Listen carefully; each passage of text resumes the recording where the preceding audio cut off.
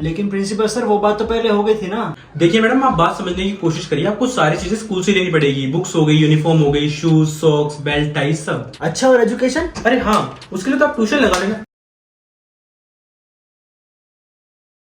असली रोस्टर की महफिल में घुसने से पहले सवारी कृपया अपने कानों की पेटियां बांध ले। जनहित में जारी। धन्यवाद।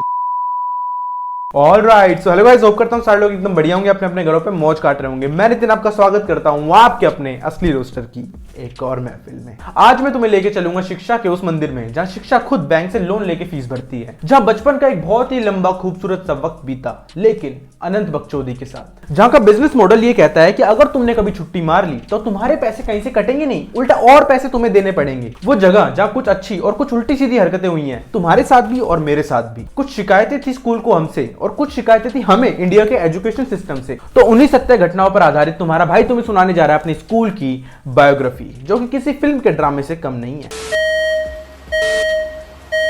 तो सबसे पहले बात करते हैं सब्जेक्ट और उनके टीचर को लेके, और सबसे पहले बात करेंगे हिंदी के टीचर के बारे में, क्योंकि ये उन लोगों में से होते हैं जो अटेंशन ना मिलने पे सबसे पहले रूठ जाते हैं। वैसे हिंदी सब्जेक्ट में कोई बुराई नहीं है, मेरे को बहुत मस्त लगती थी, लेकिन 5th क्लास तक। उसके बाद हिंदी को हिंदी रहने कहाँ दिया इन्होंने। एक वो क्या था, बड़ा सिली सा आशय स्पष्ट करे हर चैप्टर में। अरे क्यों करे भाई? इसका मतलब ये होता था कि एक लाइन दे रखी होती थी छोटी सी, उसको डिटेल में एक्सप्लेन करना होता था। अरे क्यों करे भाई? एक सिंपल सी लाइन दे रखी होती है, उसका मतलब पढ़ो और आगे बढ़ो। उस बेचारे को पूरे 2 पेज में समझाने का क्या मतलब है? ये बड़ी अच्छी बात कही आप। इन सब में सबसे सॉर्टेड थी ग्रामर, हिंदी ग्रामर। कोई चक्कर ही नहीं, हर क्लास में सेम। वैसे कहते हैं हिंदी हमारी मातृभाषा है। अबे तुम क्या मानोगे मेरी बात? 100 रुपए का फाइन चढ़ गया था स्कूल में एक बार हिंदी बोलने पे। अब चलो हिंदी के बारे में ज्यादा बात नहीं करूंगा, क्योंकि कोई ऐसा खास किस्सा जुड़ा ही नहीं इसके साथ। हम आते हैं सीधा हमारे स्कूल के पीटीआई की एक तरफा मोहब्बत के पास, इंग्लिश वाली मैडम। अरे झूठ बोल रहा है, ये झूठ बोल रहा है। किसी ने वैसे सच ही कहा है कि English is a very funny language, walk in English, talk in English. लेकिन हमारी इंग्लिश वाली मैडम ने कुछ अलग ही निकाला था, स्लैप इन इंग्लिश।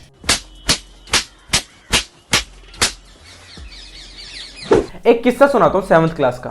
तो क्या होता था कि 6th क्लास तक 2 कॉपियां बनती थी इंग्लिश की, एक क्लास वर्क और एक होमवर्क। फिर 7th क्लास में इंग्लिश वाली मैडम बोलती कि इस बार इंग्लिश की 3 कॉपियां बनेंगी, क्लास वर्क, होमवर्क और एक राइटिंग स्किल्स। मगर क्या बकचोदी है ये, यहाँ 2 मुश्किल से बनती है और इसको 3 चाहिए, वो भी इंग्लिश के लिए। Are you comedy me? फिर क्या होना था, मैंने वो तीसरी कॉपी बनाई ही नहीं। होता ये था कि वो राइटिंग स्किल में मैडम कभी कभी काम दे देती थी और मेरा कोई खास ध्यान रहता नहीं था क्लास में। और मजे वाली बात यह है कि मेरे ध्यान से ही निकल गई कि इंग्लिश की कोई तीसरी कॉपी है भी। फिर क्या, साल का एंड आ गया और मेरे को और मैडम को होश भी आ गया कि इसकी तो तीसरी कॉपी बनी ही नहीं यार। फिर उसने मेरे को मारा, 5-6 थप्पड़ मारे। एक्चुअली उसको मारने का शौक था, प्रेशर थी ना, तो सारी फ्रस्ट्रेशन हम पे निकालती थी। और मैं मासूम सा बच्चा, आंसर खत्म होने के बाद लाइन ड्रॉ नहीं करी तो थप्पड़, वर्ड मीनिंग 2 बार लिखवाती थी, नहीं लिखे तो थप्पड़। अब उस मासूम को बेचारा कौन समझाता कि 2 बार वर्ड मीनिंग लिखवाने से उनका मतलब चेंज नहीं होगा। याद तो मैं तभी करूंगा जब मेरा मूड होगा। Vocabulary, conversation, English speaking skills, कुछ नहीं, बस लिखो लिखो लिखो, नहीं तो थप्पड़। और थप्पड़ उसके भाई बहुत तेज लगते थे। एक नहीं मारती थी, 3-4 नियम से, चटपटे स्पाइसी से। थप्पड़ खाते जी में तो आता था कि इसकी सूंड सी भर दूं, लेकिन फिर याद आता था कि टीचर है, रिस्पेक्ट, डिग्निटी, इज्जत, कंट्रोल कंट्रोल। अब चलो इंग्लिश की बात हो ही रही है तो मैं अपनी 9th क्लास की इंग्लिश वाली मैडम को कैसे भूल सकता हूँ। इसने तो हमारी नाक में दम करने की कोई कसर छोड़ी ही नहीं थी। 9th क्लास में क्या था कि जो हमारी इंग्लिश की टीचर थी वो हमारी क्लास इंचार्ज भी थी, तो मॉर्निंग में पहली क्लास इसी की लगती थी। और सुबह सुबह मनुष्यत फैलाना उसने अपना धर्म समझ रखा था। भाई सुबह सुबह कौन मारता है, और वो भी जाहिलों की तरह। भाई कैजुअली मारना कोई उससे सीखे। उसको एक आदत थी, रोज की रोज कोई झंडू सा होमवर्क देती थी। क्या होता था कि मॉर्निंग में क्लास के अंदर गायत्री मंत्र करवाते थे, और गायत्री मंत्र खत्म होने के बाद टीचर को गुड मॉर्निंग बोल के अपनी अपनी सीट पे बैठना होता था। नॉर्मल इंसान तो ऐसे ही करता है, लेकिन इसको खुड़क थी। हम तो सब उसको बड़ी रिस्पेक्ट से गुड मॉर्निंग बोलते थे, और वो हर सुबह, जिसने भी कल का होमवर्क नहीं किया वो खड़े रहो और बाकी सब बैठ जाओ। वो द फक, ऐसे कौन करता है भाई? तो हम वही 7-8 दोस्त, मैं, कार्तिक, चिराग, नीशु, अभय और 2-3 लड़के और, हम खड़े रहते हैं हमेशा की तरह। एक हरामी दोस्त और था हमारा, अमन।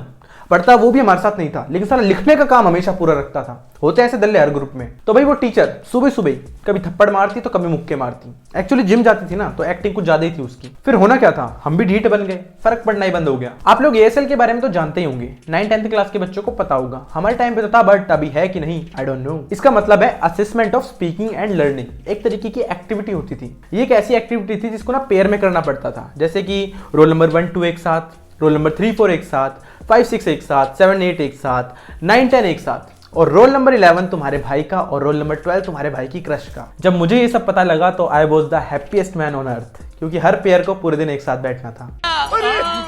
नाना जी टांग, अरे मुझे यकीन नहीं हो रहा। मुझे भी पहली बार है ना। चुप रहे। अच्छा, ये वाली बात अभी 9th क्लास की चल रही है। तो फाइनली ASL वाला दिन आ गया और मैं बैठा हुआ था उसके साथ सुबह सुबह। मैंने सोचा कि पहले एक बार एक्टिविटी परफॉर्म कर लेते हैं, उसके बाद बैठ के पूरे दिन आराम से बात करूंगा। उस इंग्लिश वाली मैडम को पता था कि वो मेरी क्रश है, सिर्फ मेरा नहीं बहुत लोगों का पता था। और उसी दिन उसने अपना घटिया रंग दिखा दिया। क्या हुआ कि हमारी बारी आ गई, हमने एक्टिविटी बढ़िया परफॉर्म कर दी और एक्टिविटी परफॉर्म करने के बाद मैं हो गया रिलैक्स। तो एक्टिविटी हो गई और हम दोनों अपनी सीट पे वापस जा रहे हैं और पीछे से एक आवाज आती है, Nitin come on the first bench. मैं क्या? Come on the first bench? पर मैम मैंने तो कुछ भी नहीं किया, मैंने तो एक्टिविटी भी अच्छे से परफॉर्म करी। कहती आपने कुछ नहीं किया, I am just normally saying come sit on the first bench. भाई माँ की कसम, जी में तो आया उसकी लिटरेचर ग्रामर वहीं एक कर दूं, जिंदगी में पढ़ाना भूल जाए। लेकिन फिर याद आया कि टीचर है, रिस्पेक्ट, डिग्निटी, इज्जत। गया फर्स्ट बेंच पे और खुद को समझाया कि Nitin God has some other plans for you. तू कुछ भी कर सकता है, जा कुछ भी कर, लेकिन समझाओ उसे उदय शेट्टी कौन है, उसका असली रंग क्या है, अगर दिमाग घूम गया तो क्या कर सकता है? ये ले फोड़ कान के पीछे। अब चलो बात करते हैं SST के बारे में। सोशल स्टडीज 1 नंबर का गांडू सब्जेक्ट बुरा नहीं था, सिलेबस वाहियात था। हिस्ट्री ले लो, अरे भाई किस मुगल राजा ने किसकी ऐसी मारी, हम जान के क्या कर लेंगे, और जान लिया भी तो क्या उखाड़ लेंगे। ज्योग्राफी देख लो, कितने टाइप के पत्थर होते हैं, कितने टाइप के पहाड़ होते हैं। अरे नहीं जानना भाई, कुछ काम की चीज हो तो बताओ। अच्छा, जितना बुरा सब्जेक्ट नहीं था उससे बुरी थी इसको पढ़ाने वाली, मातम का दूसरा नाम। वो कुछ टीचर्स होते हैं ना जो अपने आप को स्कूल का दूसरा प्रिंसिपल समझते हैं, ये उनमें से एक थी। करती क्या थी? कुछ पढ़ाना नहीं, कुछ सिखाना नहीं, कॉपी भरो, कॉपी भरो, बस।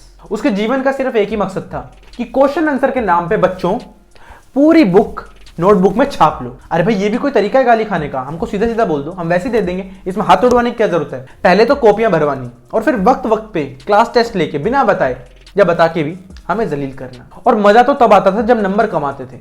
डायरी में नोट डालती थी, रेड पेन से बड़ा बड़ा डायरी में नोट, और नोट डाल के वो बोरिंग इंसान खुद को दाऊद की बुआ समझती थी। अभी कई लोग आएंगे ज्ञान देने कि भाई SST को ऐसे क्यों बोल रहे हो, माना कि सब्जेक्ट चूतिया है लेकिन ऐसे थोड़ी बोल सकते हो। तो भाई मेरे को ज्ञान देने से अच्छा है कि सरकार को अर्जी डालो कि भाई इस नोटंकी को 8th क्लास के बाद ऑप्शनल कर दो। किसी को SST पढ़नी हो तो पढ़े, वरना जीवन में कुछ अच्छा काम करे। क्या बात है सर, क्या बात है सर, क्या बात, ये बात है। अब चलो 2 लाइन बोल के वीडियो को एंड करते हैं कि मेरे किस्से इतने हैं कि सुनते सुनते दिन बीत जाएगा।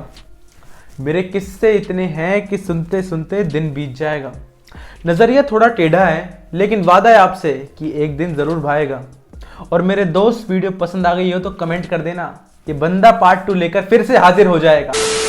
तो दोस्तों ये थी आपकी असली रोस्टर की महफिल। उम्मीद करता हूं आपको वीडियो पसंद आई होगी। वीडियो पसंद आई तो लाइक कर देना, कमेंट कर देना, चैनल पे नए हो तो सब्सक्राइब जरूर कर देना, और आसपास कहीं बेल आइकन दिख रहा हो उसको घंटे की तरह दबा देना ताकि आपको मेरे न्यू वीडियोस की नोटिफिकेशन फटाफट से जल्दी से मिलती रहे। और इस वीडियो को शेयर करके अपना प्यार जरूर देना, और मैं मिलता हूं आपको बहुत जल्दी एक और महफिल में।